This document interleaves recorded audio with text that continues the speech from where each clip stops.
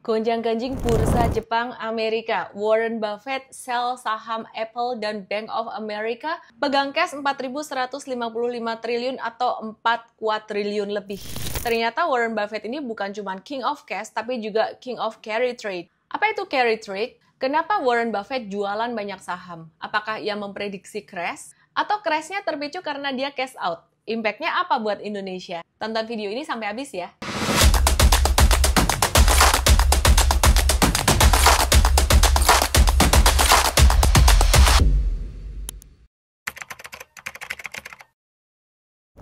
Di tengah kabar gembira The Fed mau nurunin suku bunga, carry trade itu jadi momok yang bikin market crash pada tanggal 5 Agustus kemarin. Apa sih carry trade itu? Carry trade itu artinya investasi pakai utang bunga yang murah, singkatnya gitu. Jadi mengambil keuntungan dari selisih bunga dengan return investasi. Carry trade adalah strategi investasi di mana investor tuh meminjam uang, lalu menggunakan uang itu untuk diinvestasikan ke aset atau mata uang yang menawarkan return lebih tinggi. Jadi gini, di Jepang tuh suku bunga murah banget. Kalau utang, nggak pakai bayar bunga, malah dibayarin. Jadi bunganya tuh 0% dari akhir 2010 sampai 2015. Terus dari 2016 sampai Februari 2024, malah jadi minus 0,1%. Loh ini gimana nih? Artinya orang utang tuh malah dikasih duit. Loh kok gitu?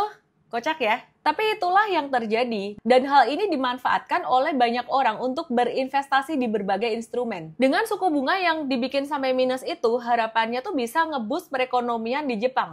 Di mana perusahaan dan individu diharapkan bisa mengambil hutang untuk pengembangan bisnisnya, mengambil kredit untuk ekspansi, sehingga diharapkan pada akhirnya konsumsi itu bisa juga naik. Tapi kenyataannya malah investor-investor yang memanfaatkan hal ini dengan meminjam uang dalam mata uang yen dari Jepang, lalu mereka jual ke USD buat diputar ke aset di Amerika, seperti saham dan obligasi yang bisa memberikan return yang lebih tinggi. Karena suku bunga di sana juga masih besar, sekitaran 5% lebih. Nah, disinilah investor tuh mendapatkan keuntungan dari selisih suku bunga Jepang dan return investasi di Amerika. Ini juga menjadi penyebab kenapa nilai tukar yen itu sangat melemah dibandingkan dengan USD. Karena dengan investor nukerin duit dari yen ke USD untuk diinvestasiin di sana, maka supply yen itu menjadi melimpah dan nilainya makin turun. Total uang di pasar keuangan global yang ditradingkan dari pinjaman mata uang yen itu gede banget, mencapai angka 4 triliun US dollar.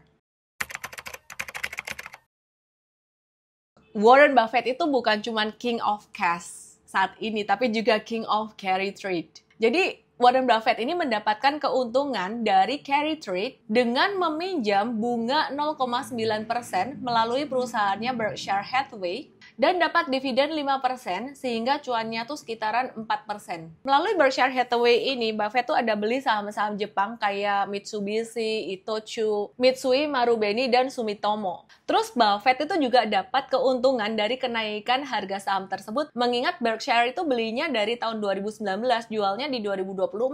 Keuntungannya tuh sekitaran 90-200% lebih. Nah, saat ini Warren Buffett itu lagi pegang cash keras sekitar 277 miliar US dollar. Kalau diduitin di Indonesia sekitaran 4.155 triliun atau 4 kuadriliun lebih. Sebelum bursa Amerika anjlok gara-gara carry trade, sebenarnya Warren Buffett ini udah jualan saham-sahamnya kayak Apple dan juga Bank of America. Berkshire Hathaway ngejual separuh dari saham Apple-nya dia senilai 90 miliar US dollar atau sekitar 1.350 triliun 1,35 kuadriliun rupiah. Dan saham BOA atau Bank of America sekitar 3,8 miliar US dollar. Atau kalau dirupiahin itu sekitar 57 triliun. FYI, sepanjang tahun 2024, Buffett tuh udah jualan saham Apple-nya tuh beberapa kali. Dari kuartal pertama, dia jual 13% kepemilikannya. Terus di kuartal kedua, dia jual lagi sekitaran 49%. Nah, sekarang Berkshire Hathaway masih punya sekitaran 400 juta saham Apple. Kenapa dijual saham Apple-nya? Yang pertama karena tax planning. Karena kalau dijual saat itu, kena pajaknya tuh cuma 21%. Dan Buffett mengantisipasi lebih untung daripada kalau nanti pajaknya naik. Tapi sebenarnya kalau aku perhatikan alasan kedua ini yang lebih masuk akal ya. Karena valuasinya udah tinggi. Jadi PE Apple saat ini tuh di angka 32,63 kali. Padahal rata-rata 4 tahunnya tuh sekitar 27,8 kali. Alasan ketiga kenapa Berkshire Hathaway jualan Apple, karena untuk hedging resiko. Artinya untuk diversifikasi, ngurangin portfolio yang terlalu berat atau terlalu gede di satu saham. Jadi sebenarnya Warren Buffett ini udah ngelihat market crash atau justru crash dimulai karena Warren Buffett jual sahamnya atau cash out duluan ya. JP Morgan itu ada memprediksi ekonomi Amerika tuh bakalan resesi di akhir tahun. Dengan probabilitasnya naik dari 25% jadi 35%. Dan di video sebelumnya aku udah jelasin tentang definisi resesi menggunakan stamp rule yang sebenarnya ada kaitannya juga ya dengan preparation dari window dressing. Kok bisa sih? Tonton aja lah video sebelumnya. Kenapa JP Morgan memprediksi seperti ini? Alasannya karena ada pelemahan permintaan tenaga kerja, intinya banyak pengangguran. Terus mereka juga melihat peluang resesi itu lumayan gede 45%, jadi lebih besar di semester kedua 2025.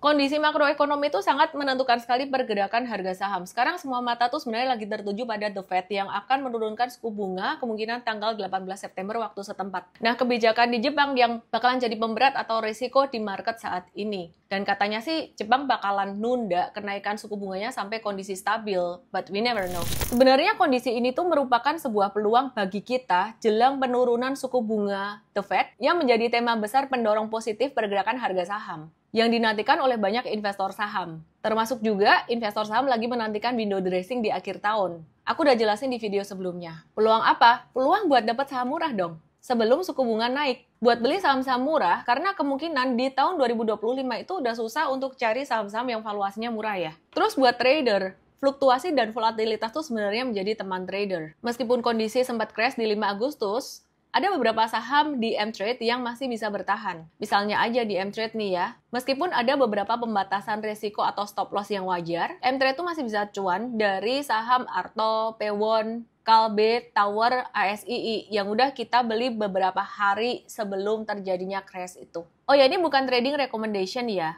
karena by the time kamu nonton ini kemungkinan kita udah review sell saham-saham itu buat profit taking. Sebenarnya kalau dipikir-pikir crash itu adalah teman buat investor dan juga buat trader, kesempatan bagi orang yang siap, punya ilmunya dan punya duitnya. Aku teringat crash tahun 2008 dan aku sangat rindu sekali dengan kondisi itu, supaya bisa mendapatkan saham-saham yang murah. Gimana caranya? Mulai investasi saham untuk memanfaatkan saham-saham yang valuasinya murah ini. Yuk belajar di Investart yuk. Biar gak panik kalau ada crash dan malah dapat peluang. Investart adalah webinar 2 jam belajar strategi investasi saham ala Ellen May. Sedangkan kalau M-Trade Start adalah webinar 2 jam belajar strategi trading saham ala saya yang bisa digunakan untuk saham, kripto, gold, forex, dan apapun. Tapi basic foundation-nya kita di saham. Jadi untuk belajar di Investart, scan barcode yang di sini, sedangkan untuk M-Trade Start di sini dan cek jadwal terdekatnya ya. Jangan sampai melewatkan kesempatan bagus saat ini. Saya Ellen May, salam profit!